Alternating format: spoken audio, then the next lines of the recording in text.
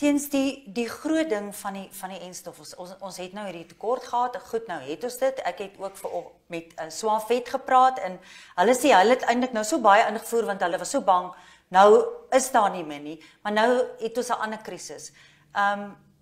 Daar moet geensins in die somer ingeënt word nie, slegs in die wintertydperk.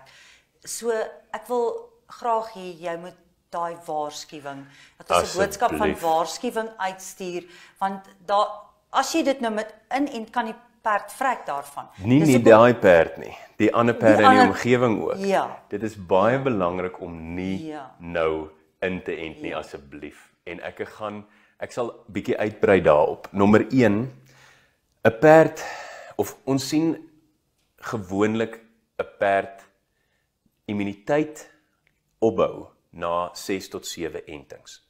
Ja. So as jou perd nou nog nie 'n enting gehad het nie, en hy 2 jaar oorgeslaan nog daarmee saam ook, dan sit ons by 'n situasie waar skielik nou wil jy hom inent, dit help nie, want hy het in elk geval eers 7 nodig. Ja. Die vinnigste wat jy by 7 kan uitkom is 2 'n jaar, want dit is 2 spuite per enstof, so dis 1-2, en dan is dit weer 1-2, en dan is die entingstydperk verby. So die vinnigste wat jy by dit kan uitkom is 3 jaar, en nog 'n half jaar, as jy baie vinnig inent. So asseblief moenie nou inent vir daai rede nie, dit gaan nie help om daai perd te help nie.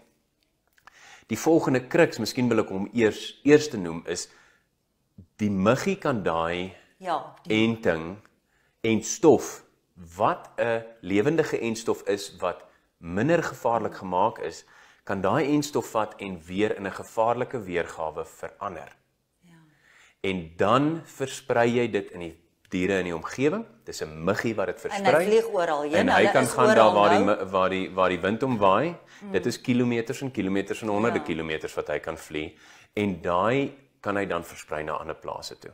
So, ons het vir 2 jaar geen enstof gehad nie, en ons het vir 2 jaar in die hele land net 2 gevalle per jaar gehad. Nou vra ek af, is dit nie potensieel as gevolg van die feit dat ons nie mense het wat verkeerd ingespuit het nie? Want baie boere en perdemense en boere weet hulle moet inent, maar hulle luister nie na wanneer ingeënt word nie. En ek is jammer as ek dit so direk stel en jy kan vir my kwaad wees aanlyn, maar dit is die realiteit. En dan spuit hulle in wanneer hulle daaraan dink, gou oor Desember, want 20 jaar terug het ons in Desember gespuit, en dan veroorsaak ons 'n uitbraak. En so ek vra daai vraag af, ek het nie 'n bewys daarvoor nie, maar ons weet dat daar gevalle was waar die muggie die siekte in 'n gevaarlike weergawe verander het, en daaroor verwag of is daar 'n korrelasie tussen die feit dat ons geen entstof gehad het nie, en nou skielik wanneer ons entstof het in die publiek se hande, het ons nou 'n uitbraak. Nou daardeur sê ek nie dat die entstof verkeerd is nie. Ek sê die verkeerde toepassing van daai entstof is verkeerd, want ons het die laaste 2 jaar genoeg entstowwe gehad vir die kompetisieperde.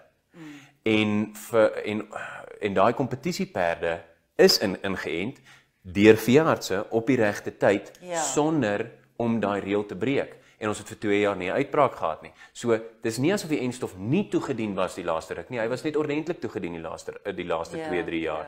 So daaroor is my vraag. Ek laat hom net by die mense, asseblief moenie nou inent nie. So dit is 1. Dit vat tot en met 7 entings vir die dier om. En dit kan veroorsaak dat dit 'n uitbraak, of dit kan 'n uitbraak veroorsaak. Ek het al gehoor, alhoewel ek nie daai feite of dit as feit het nie, dat dit al siekte in die verkeerde tyd in die spesifieke perd wat jy ingeënt het, al veroorsaak het.